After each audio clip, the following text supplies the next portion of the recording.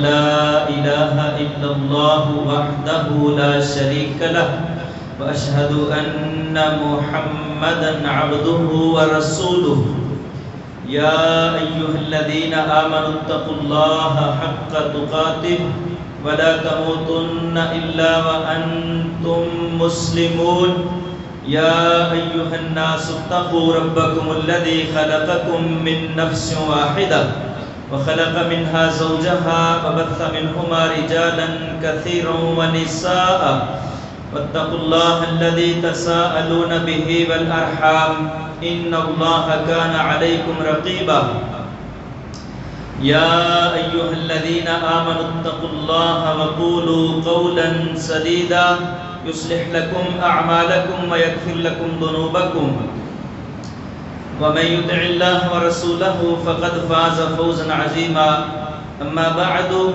فإن خير الحديث كتاب الله وخير الهدي هدي محمد صلى الله عليه وسلم وشر الأمور محدثاتها وكل محدثة بدعة وكل بدعة ضلالة وكل ضلالة في النار.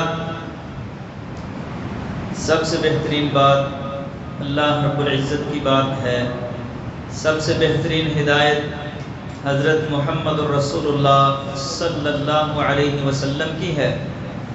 سب سے بدترین کام اسلام میں شروع کیا جانے والا نیا کام ہے، اور ہر نیا کام بدعت ہے، اور ہر بدعت گمراہی ہے، اور ہر گمراہی جہنم میں لے جانے کا سبب ہے. اللہ ہمیں خالص اسلام پر عمل کی اور بدعات اور خرافات سے بچنے کی توفیق عطا فرمائے. اما بعد قال ربنا جل وعلا فی القرآن المجید اعوذ باللہ السمیع العلیم من الشیطان الرجیم من حمزہ ونفخہ ونفثہ وقضى ربك ألا تعبدوا إلا إياه وبالوالدين إحسانا إما يبلغن عندك الكبر أحدهما أو كلاهما فلا تقل لهما أف ولا تنهرهما وقل لهما قولا كريما. عزیز بھائیو، پچھلے جمعہ خطبہ میں ہم نے والدین کی عظمت، ان کے حقوق کے متعلق کچھ بیان کیا تھا. اسی موضوع کا بقیہ حصہ انشاءاللہ آج بیان ہوگا. اللہ تعالیٰ نے جو آیت میں نے آپ کے سامنے پڑھی ہے، اس میں ارشاد فرمایا ہے وَقَضَى رَبُّكَ أَلَّا تَعْبُدُوا إِلَّا إِيَّاهُ، کہ اے لوگو، آپ کے رب نے یہ فیصلہ کیا ہے کہ تم صرف اسی کی عبادت کرو، اس کے علاوہ کسی اور کی عبادت مت کرو. وَبِالْوَالِدَيْنِ إِحْسَانًا، اور والدین کے ساتھ حسن سلوک کرو.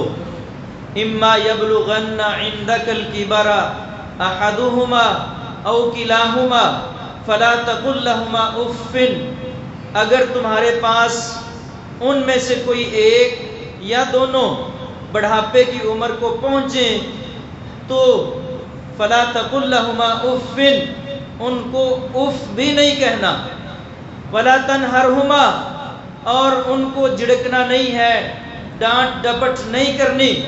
وقل لهما قولا کریما، اور ان سے اچھی بات کرنی ہے، عمدہ بات کرنی ہے، انتہائی ادب کے ساتھ اور شائستگی کے ساتھ اور نرم لہجے کے ساتھ گفتگو کرنی ہے. واخفض لهما جناح الذل من الرحمہ، اور ان کے لیے اپنے پر کو جھکا دو شفقت کے ساتھ. وَقُلْ رَبِّ ارْحَمْهُمَا كَمَا رَبَّيَانِي صَغِيرًا، اور یہ دعا کرو کہ اللہ ان پر اس طرح رحم کر جیسے انہوں نے بچپن میں میرے اوپر رحم کیا ہے. میرے عزیز بھائیو، کچھ باتیں تو آپ نے سن لی، اب کچھ مزید باتیں اسی موضوع سے متعلق. ہمارے نبی علیہ السلام نے یہ بات ارشاد فرمائی ہے کہ دیکھیں نا، ماں کو اپنے بچوں کے ساتھ بڑی محبت ہوتی ہے، ماں اپنے بچوں کے ساتھ بہت شفقت کرتی ہے. نبی علیہ السلام نے اس شفقت کی وجہ بیان کرتے ہوئے فرمایا کہ اللہ تعالیٰ نے اپنی رحمت کو 100 حصوں میں تقسیم کیا. اور پھر ان 100 حصوں میں سے ایک حصہ اللہ نے دنیا پہ نازل کیا ہے.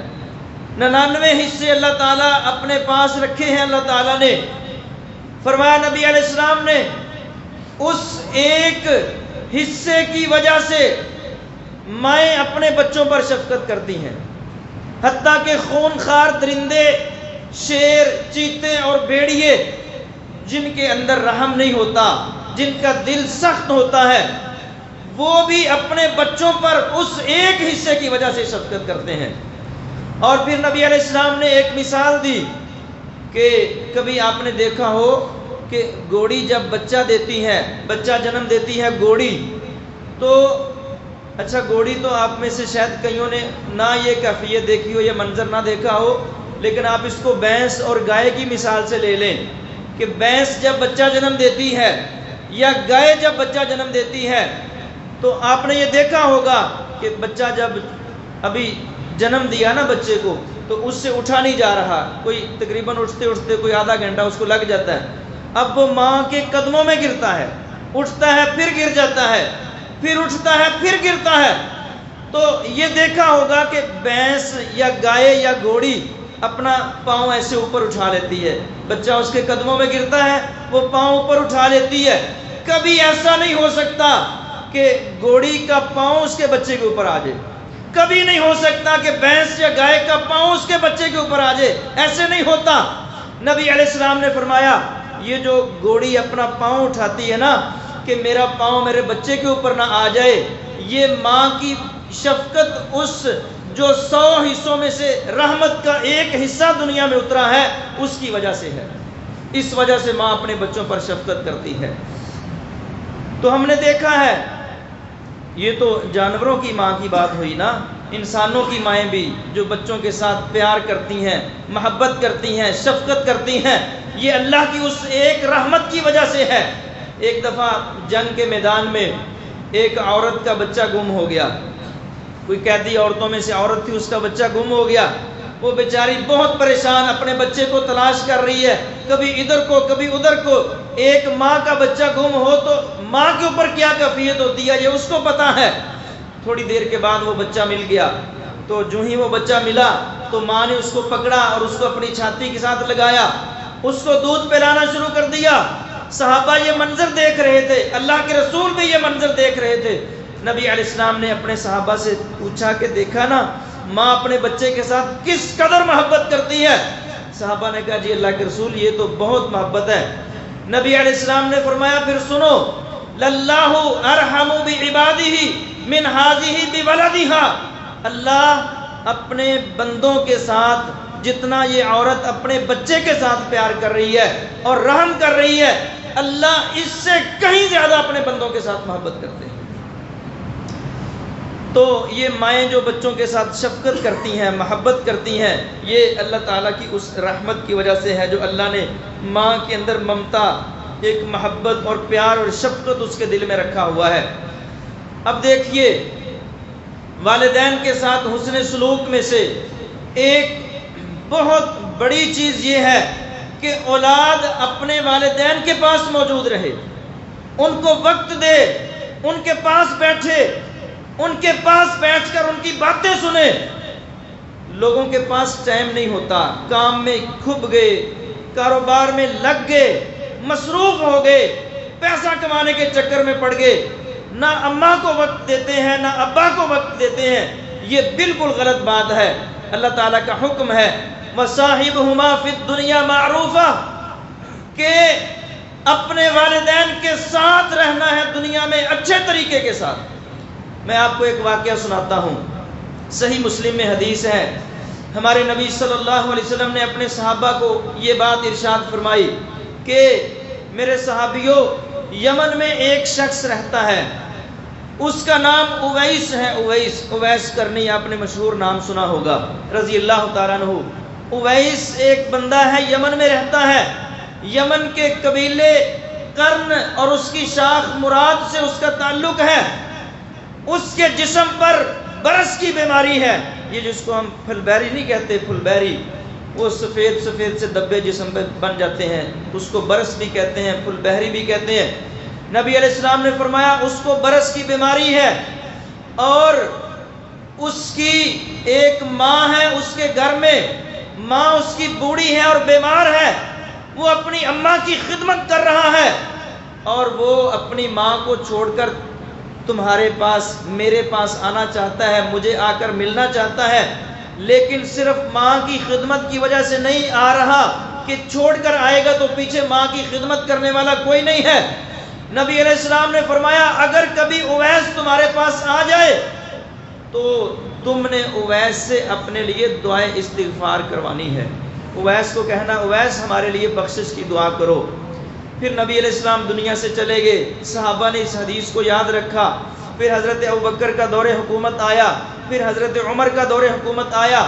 جب حضرت عمر کا دور حکومت تھا، یمن سے کوئی بھی قافلہ آتا، امیر المومنین ہر آنے والے قافلے سے پوچھتے قافلے والوں تمہارے اندر اویس ہے؟ وہ کہتے نہیں ہے۔ پھر کوئی قافلہ آتا، پھر پوچھتے اویس آیا ہے؟ کہتے نہیں ہے۔ پھر کوئی قافلہ آتا، پھر پوچھتے۔ جب بھی یمن سے قافلہ آتا حضرت امیر المومنین پوچھتے قافلے والوں اویس آئے ہیں کہ نہیں آئے؟ وہ کہتے نہیں آئے۔ پھر ایک قافلہ آیا، پوچھا تمہارے اندر اویس ہے؟ جی ہاں۔ کہاں ہے؟ کہا وہ پیچھے کہیں ہوگا، کوئی قافلے کا سامان سیدھا کر رہا ہوگا، مزدور آدمی ہے، کوئی اتنا عہدے دار نہیں ہے، کوئی اتنا اس کا معاشرتی سٹیٹس نہیں ہے، پچھلی صفوں میں کہیں ہوگا۔ امیر المومنین نے کہا اس کو میرے پاس لے کر آؤ۔ وہ قافلے والے اویس کو حضرت عمر کے پاس لے کر آئے، کہا بھائی تم اویس ہو، تمہارا نام اویس ہے؟ جی میرا نام اویس ہے۔ آپ یمن سے آئے ہیں؟ جی میں یمن سے آیا ہوں۔ آپ قبیلہ کرن اور اس کی شاخ مراد سے تعلق رکھتے ہیں؟ جی ہاں میں قبیلہ کرن سے ہوں اور مراد سے ہوں۔ اچھا آپ کی والدہ تھی، بیمار تھی، اس کا کیا حال ہے؟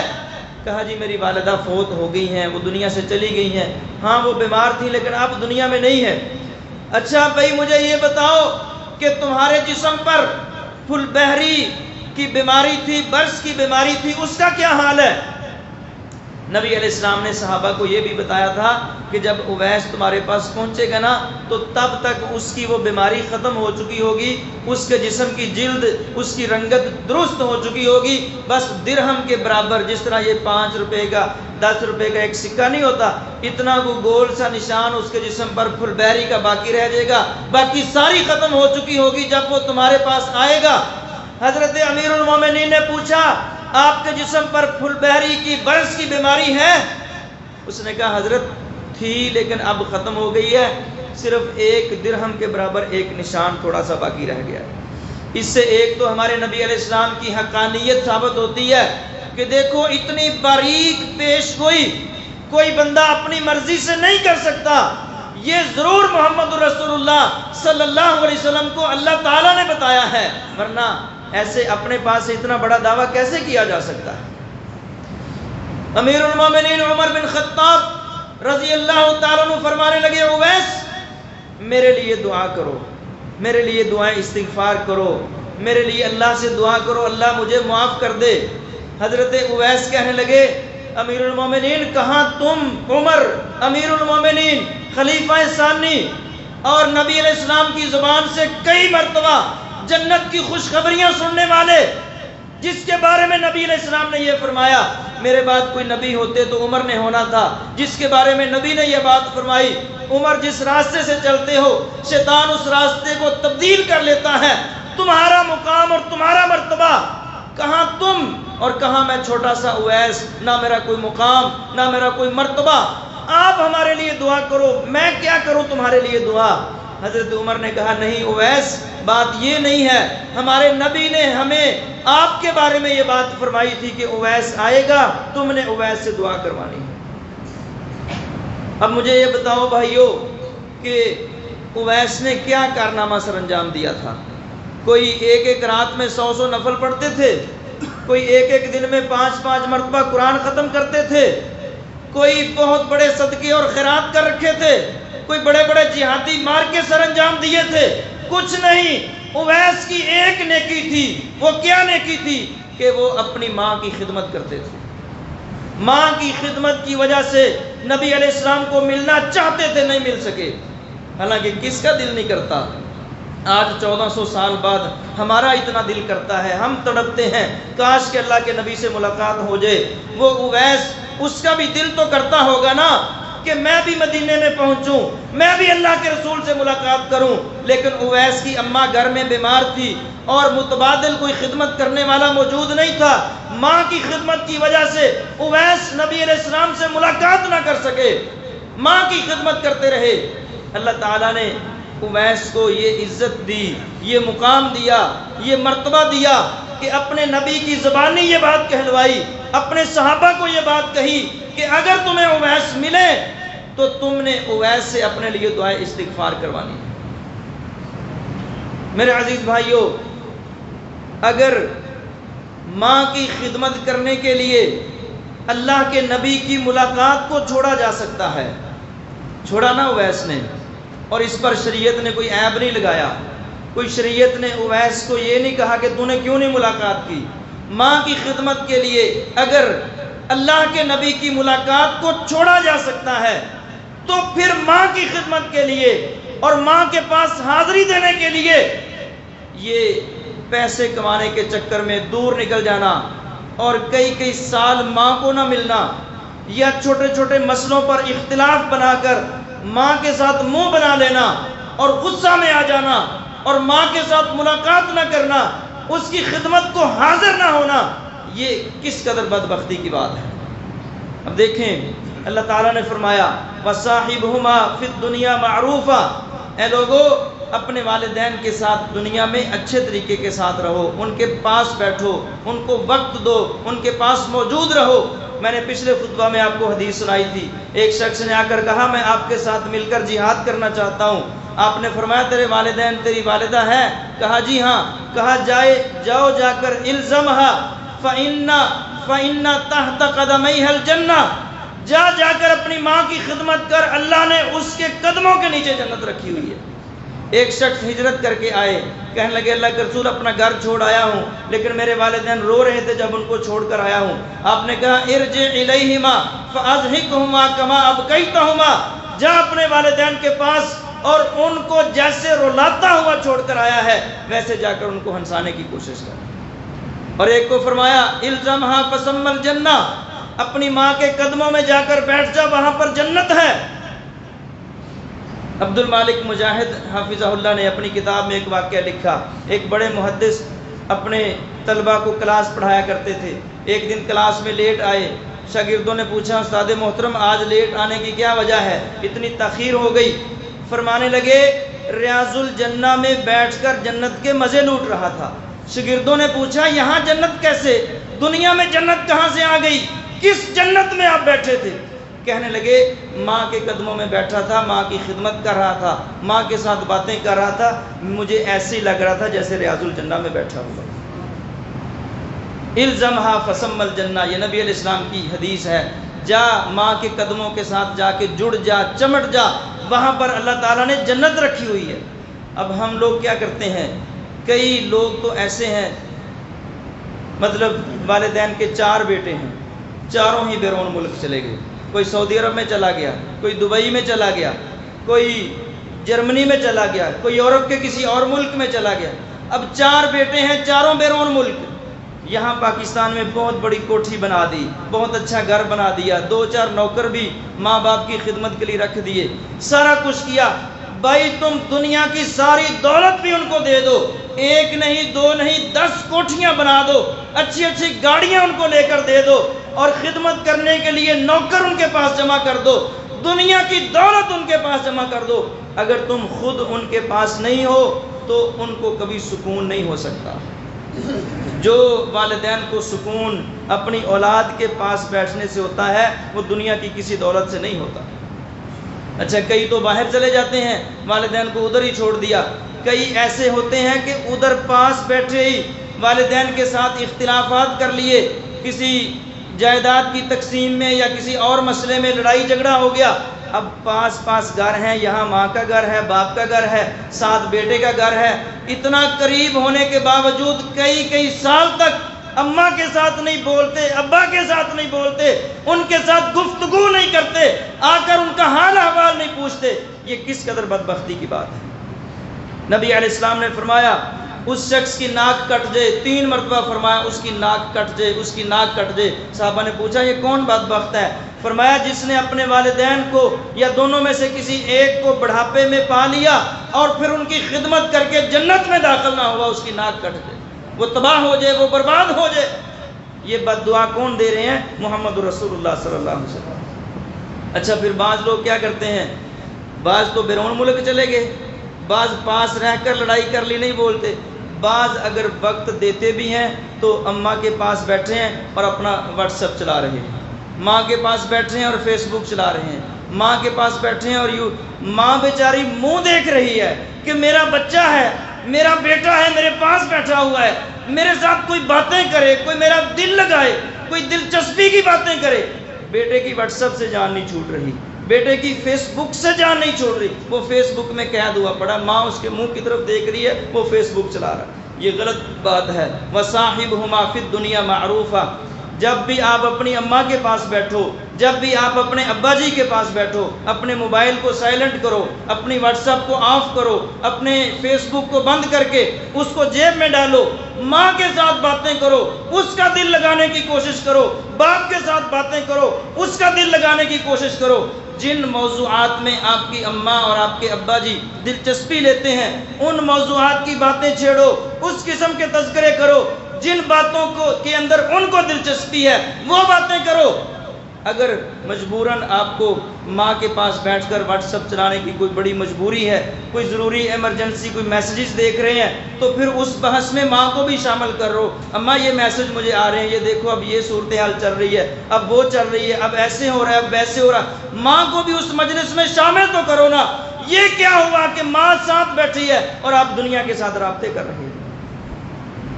وَصَاحِبْهُمَا فِي الدُّنْيَا مَعْرُوفًا، اپنی اماں کے ساتھ، اپنے ابا جی کے ساتھ دنیا میں بہت اچھے طریقے کے ساتھ، عمدگی کے ساتھ، شائستگی کے ساتھ رہو۔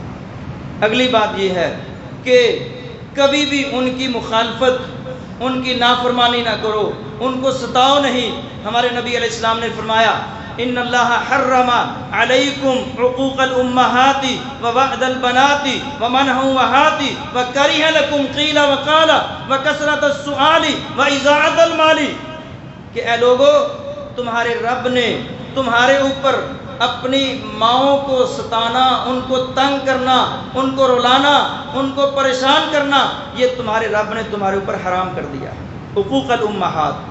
اور ایک حدیث میں آتا ہے ہمارے نبی علیہ السلام نے فرمایا ثلاثۃ لا ينظر اللہ الیہم یوم القیامہ، قیامت کے دن 3 قسم کے بندے ایسے ہیں جن کی طرف اللہ رب العزت نظر رحمت سے نہیں دیکھیں گے۔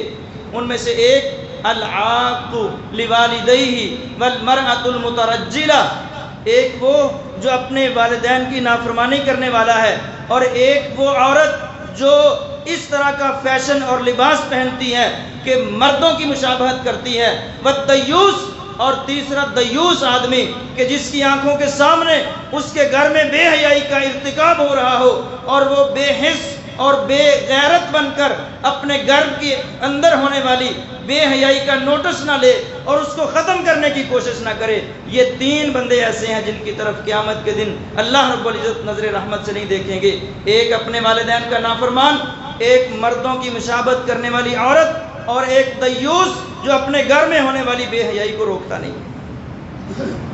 اور ایک حدیث میں آتا ہے ہمارے نبی علیہ السلام نے 7 بڑے گناہوں کا تذکرہ کیا، الاشراک باللہ والسحر وقتل النفس، کہ اللہ کے ساتھ شرک کرنا اور جادو کرنا اور کسی شخص کو قتل کرنا اور سود کھانا، اکل الربا واکل مال الیتیم، اور یتیموں کا مال کھانا، والتولی یوم الزحف، اور میدان جنگ سے پیٹھ دکھا کر بھاگ نکلنا، اور والقذف علی المؤمنات المحسنات الغافلات، اور غافل با حیا با پردہ عورتوں پر تہمت لگانا، وعقوق الوالدین، اور اپنے والدین کی نافرمانی کرنا۔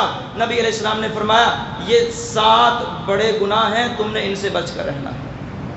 دیکھو والدین کی نافرمانی کو اللہ تعالیٰ کے ساتھ شرک والے گناہوں کے ساتھ بیان کیا جا رہا ہے۔ اللہ کے ساتھ شرک کرنا، جادو کرنا، جھوٹی گواہی دینا، کسی نفس کو قتل کرنا، سود کھانا، یتیموں کا مال ہڑپ کر جانا اور باحیا عورتوں پر تہمت لگانا اور اپنے والدین کی نافرمانی کرنا، یہ بڑے بڑے گناہ ہیں، تم نے اس سے بچ کر رہنا ہے۔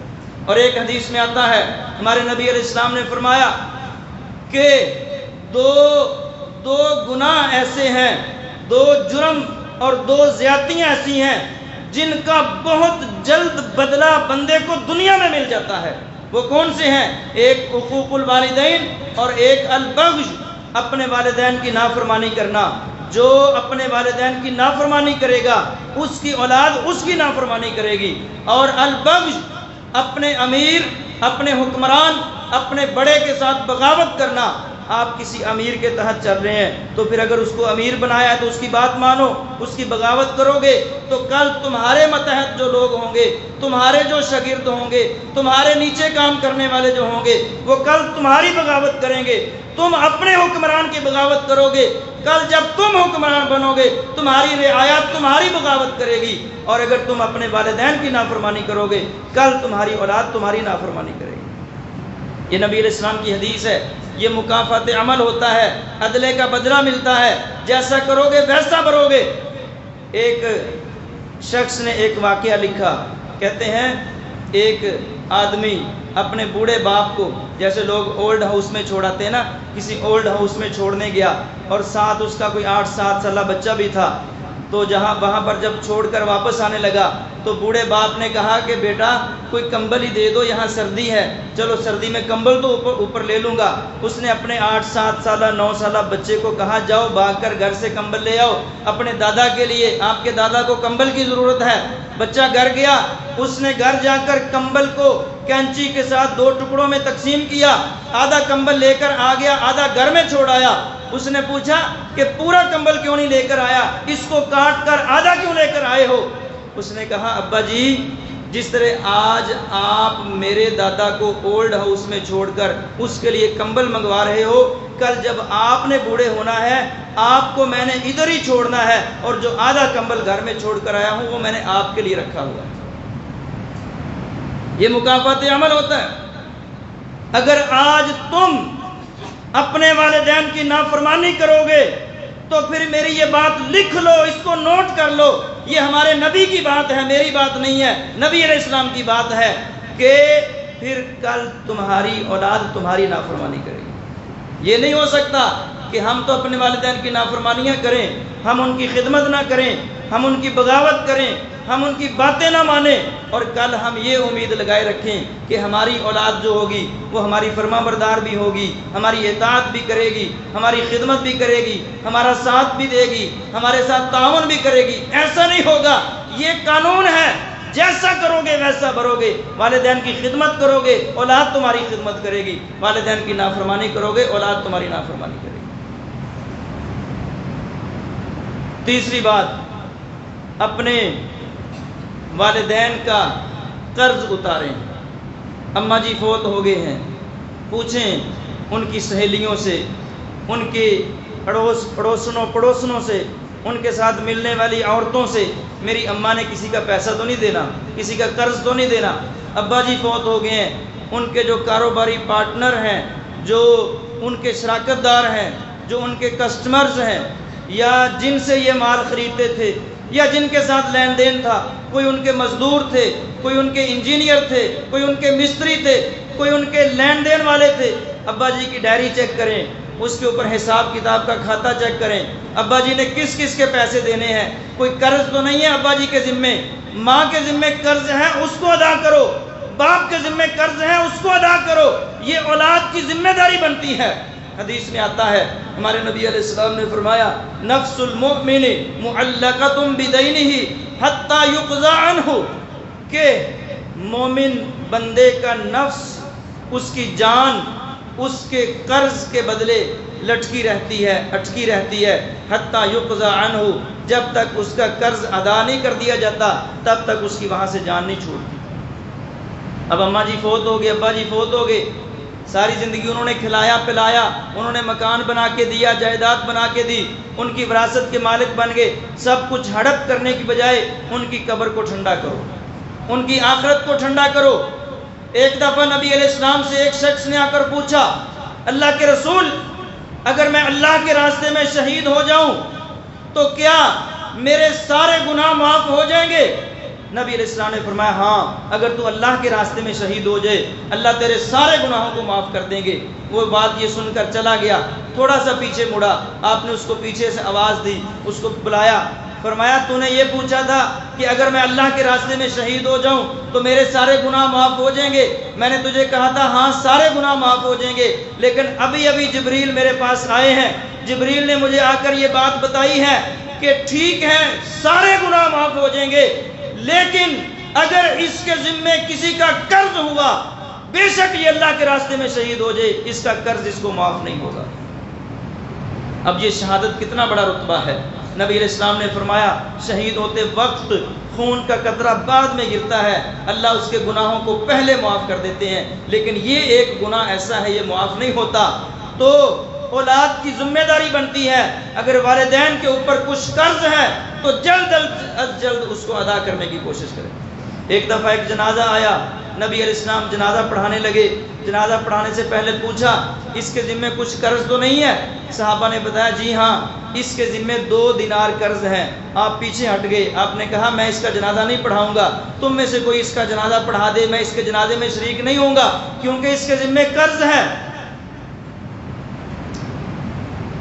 حضرت ابو قتادہ رضی اللہ تعالیٰ عنہ صحابی ہیں نبی علیہ السلام کے، انہوں نے آگے بڑھ کر کہا اللہ کے رسول اس کے ذمے جو قرض ہے اس کی ذمہ داری میں لیتا ہوں، یہ اس سے بری ہے، وہ قرض میں ادا کروں گا، آپ اس کا جنازہ پڑھا دیجئے۔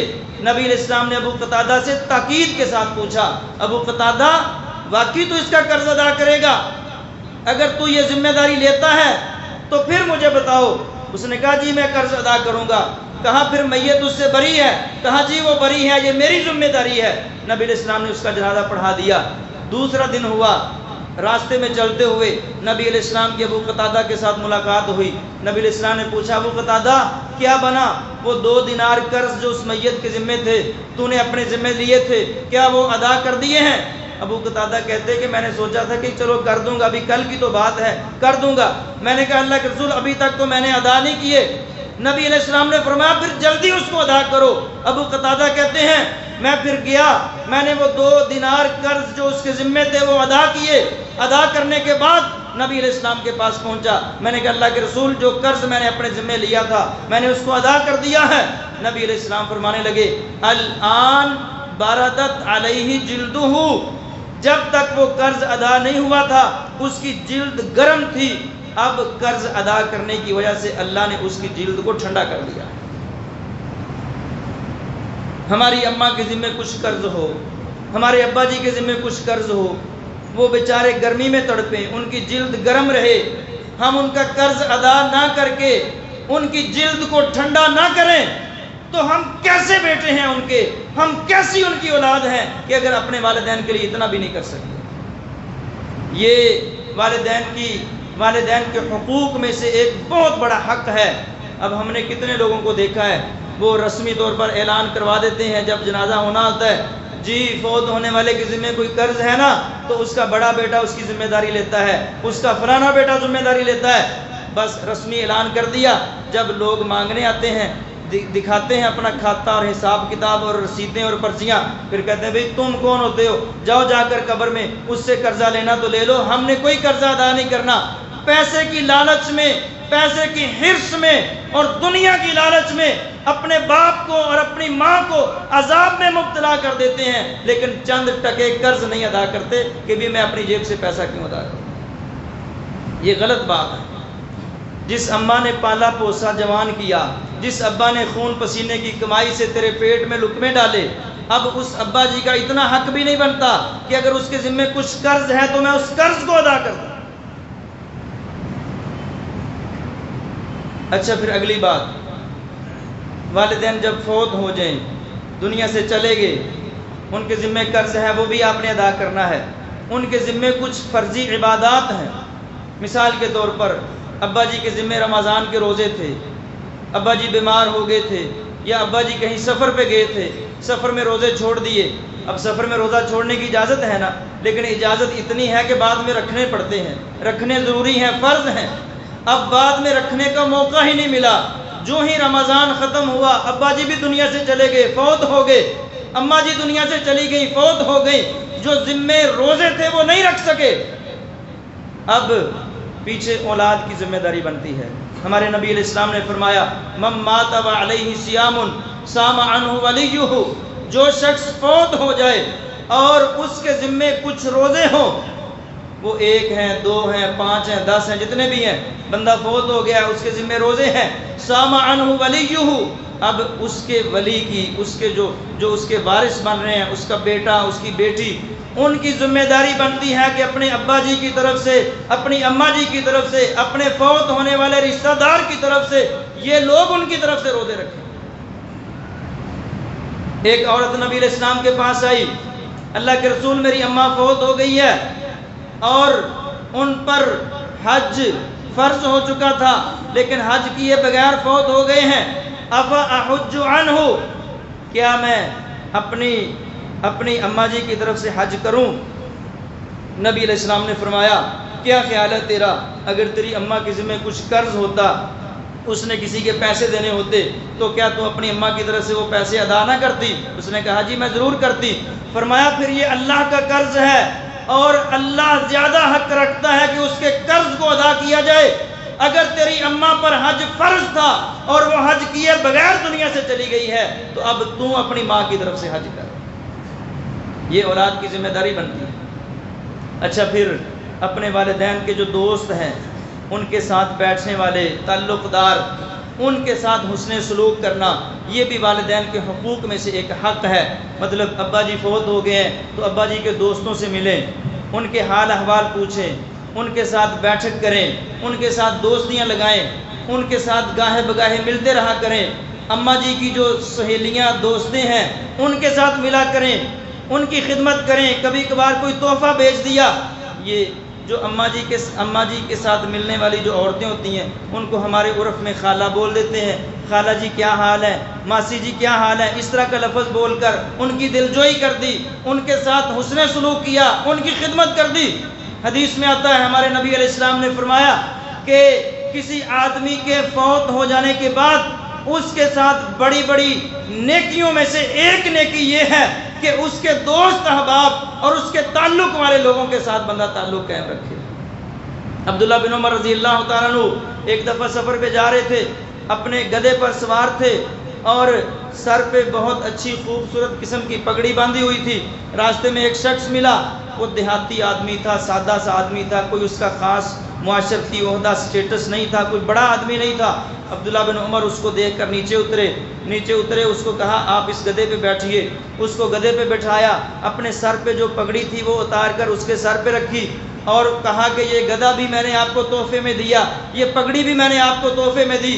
آج کل کے دور میں یوں سمجھ لو کہ اپنا موٹر سائیکل اس کو تحفے میں دے دیا اور موٹر سائیکل کا ہیلمٹ بھی اس کو دے دیا۔ بعد میں عبداللہ بن عمر کے ساتھیوں نے پوچھا کہ یہ سادہ آدمی تھا، چھوٹی موٹی سلام دعائی کر لیتے، حال احوال ہی پوچھ لیتے، اتنے میں ہی اس نے راضی ہو جانا تھا، آپ نے اتنا بڑا اس کے ساتھ تعاون کر دیا۔ عبداللہ بن عمر رضی اللہ عنہ فرمانے لگے دراصل بات یہ ہے کہ یہ شخص میرے باپ عمر رضی اللہ تعالیٰ عنہ کا دوست ہے، میرے باپ فوت ہو گئے ہیں، یہ میرے باپ کا دوست ہے، اور میرے نبی علیہ السلام نے یہ بات ارشاد فرمائی ہے کہ باپ کی وفات کے بعد اس کے ساتھ بڑی بڑی نیکیوں میں سے ایک نیکی یہ بھی ہے کہ اس کے دوستوں کے ساتھ تعلق قائم کیا جائے۔ کہتے ہیں میں اس لیے کر رہا ہوں۔ نبی علیہ السلام کی زوجہ محترمہ خدیجہ الکبریٰ رضی اللہ تعالیٰ عنہ فوت ہو گئیں۔ نبی علیہ السلام کے بارے میں حضرت عائشہ فرماتی ہیں جب بھی گھر میں کوئی جانور ذبح کرتے، کوئی بکری کا گوشت بنایا ہے یا باہر سے کوئی گوشت آ جاتا خرید کر لاتے یا باہر سے کسی طرف سے تحفہ آ جاتا تو نبی علیہ السلام اس گوشت میں سے کچھ نہ کچھ برتن میں ڈال کر خدیجہ کی سہیلیوں کی طرف ضرور بھیجتے۔ کیوں؟ اس لیے کہ خدیجہ کا نبی علیہ السلام کے ساتھ ایک تعلق تھا، خدیجہ دنیا سے چلی گئیں، فوت ہو گئیں. اب خدیجہ کے ساتھ صلہ رحمی اور اس تعلق کو قائم رکھنے کا ایک ٹول یہ تھا، ایک ذریعہ یہ تھا کہ ان کی سہیلیوں کے ساتھ، ان کے تعلق دار جو لوگ تھے ان کے ساتھ تعاون کیا جائے، ان کی خدمت کی جائے. یہ فوت ہونے والے کے ساتھ صلہ رحمی ہوتا ہے. ایک دفعہ جب بدر کے لوگ گرفتار ہوئے، کافر 70 کافر گرفتار ہوئے، طے یہ ہوا کہ بھئی جرمانہ دے دو اور ہم تم کو چھوڑ دیں گے، اتنا اتنا فدیہ دے دو. نبی علیہ السلام کے ایک داماد تھے ابو العاص، بعد میں مسلمان ہو گئے رضی اللہ تعالیٰ عنہ، وہ بھی ان گرفتار لوگوں میں شامل تھے. ابو العاص نے مکہ میں پیغام بھیجا. مکہ میں نبی علیہ السلام کی بیٹی سیدہ زینب رضی اللہ تعالیٰ عنہا تھی. مکے کے لوگ اپنے اپنے رشتہ داروں کے پیسے بھیج رہے تھے کہ یہ لو بھئی پیسے لے لو اور ہمارے رشتہ داروں کو چھوڑ دو. نبی علیہ السلام کی بیٹی زینب نے اپنے خامند ابو العاص کو چھڑوانے کے لیے نبی علیہ السلام کی خدمت میں ایک ہار بھیجا. اب جب وہ ہار آیا تو اس ہار کو دیکھنے لگے کہ یہ ہار ابو العاص کو چھڑوانے کے لیے آیا ہے، یہ میری بیٹی زینب نے بھیجا ہے. اور ہار کو جب دیکھا تو فوراً وہ ماضی ذہن میں آ گیا کہ یہ تو وہ ہار ہے جو میری بیوی خدیجہ نے میری بیٹی زینب کو دیا تھا. فوراً اپنی بیوی خدیجہ کی یاد آ گئی، آنکھوں سے آنسو نکلنا شروع ہو گئے، رونے لگ گئے کہ یہ تو خدیجہ کا ہار ہے، بیٹی نے بھیجا ہے، اپنے خامند کو چھڑانے کے لیے بھیجا ہے. بیٹھ کر رونا شروع ہو گئے. اپنے صحابہ کو جمع کیا اور جمع کر کے کہنے لگے بھائیو، یہ بیٹی نے ہار بھیجا ہے اپنے خامند کو چھڑوانے کے لیے، لیکن یہ میری بیٹی کے پاس اس کی ماں کی نشانی ہے، اس کی ماں کی یادگار ہے. اگر تم مجھے اجازت دو تو میں اس ہار کو بھی واپس بھیج دوں تاکہ میری بیٹی کے پاس اس کی ماں کی نشانی باقی رہے اور میں ابو العاص کو بغیر فدیہ لیے ایسے ہی آزاد کر دوں. کیا تم مجھے اس بات کی اجازت دیتے ہو؟ سبحان اللہ. صحابہ کہنے لگے اللہ کے رسول یہ بھلا کیسے ہو سکتا ہے؟ آپ ایک فیصلہ کریں اور ہم آپ کو اجازت نہ دیں، یہ کیسے ہو سکتا ہے؟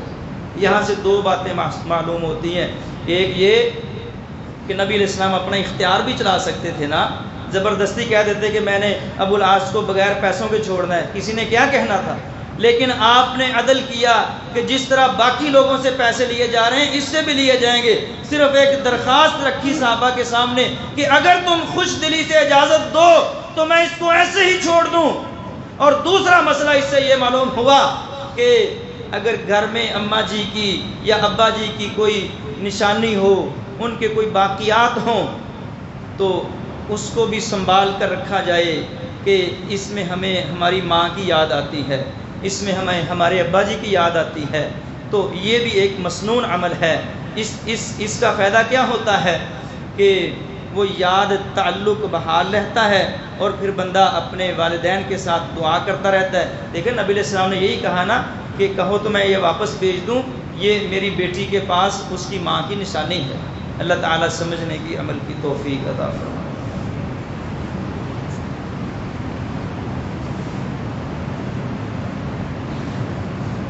ان الحمد للہ نحمده ونستعینه ونستغفره ونعوذ باللہ من شرور انفسنا ومن سیئات اعمالنا من يهده الله فلا مضل له ومن يضلل فلا هادي له واشهد ان لا اله الا الله وحده لا شريك له واشهد ان محمدا عبده ورسوله يا ايها الذين امنوا اتقوا الله حق تقاته ولا تموتن إلا وأنتم مسلمون يا أيها الناس اتقوا ربكم الذي خلقكم من نفس واحدة وخلق منها زوجها وبث منهما رجالا كثيرا ونساء واتقوا الله الذي تساءلون به والأرحام إن الله كان عليكم رقيبا يا أيها الذين آمنوا اتقوا الله وقولوا قولا سديدا يصلح لكم أعمالكم ويغفر لكم ذنوبكم ومن يطع الله ورسوله فقد فاز فوزا عظيما.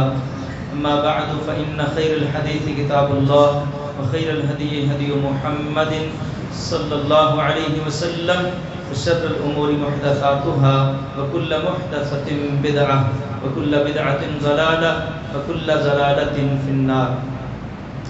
اچھا عزیز بھائیو، ایک مسئلہ ہے کہ اکثر بھائی بھی پوچھتے رہتے ہیں، اور یہ موضوع سن کر آپ کے دل میں بھی یہ خیال پیدا ہوا ہوگا کہ اب جو والدین فوت ہو چکے ہیں اب ہم ان کے ساتھ کیسے حسن سلوک کر سکتے ہیں، جس کو عرف عام میں یہ لفظ بولا جاتا ہے ایصال ثواب، کہ والدین کے لیے ہم ایصال ثواب کیسے کر سکتے ہیں، پیچھے سے ان کو ثواب کیسے پہنچا سکتے ہیں، کون کون سے اعمال ہیں کہ وہ ہم کریں تو ہمارے والدین کو فائدہ ہو۔